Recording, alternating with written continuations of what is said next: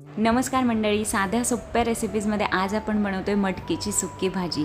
ही भाजी ना घराघरांमध्ये बनते, पण तरीसुद्धा मला असं वाटलं की माझी ही सोपी रेसिपी तुमच्याबरोबर शेअर करावी।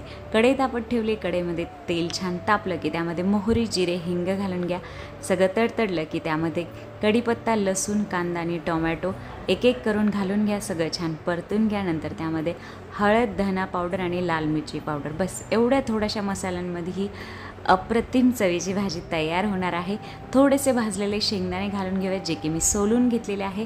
भरपूर मोड आलेली मटकी घाला आणि मटकी बुडेल एवढं पाणी घालून झाकण ठेवून मंद आचेवर शिजवून घ्या। चवीपुरतं मीठ घाला आणि ही भाजी जर तुम्हाला तिखट हवी असेल तर तुम्ही ह्याच्यामध्ये कांदा लसूण मसाला किंवा मिसळ मसाला किंवा हिरवी मिरचीची पेस्टसुद्धा ॲड करू शकता।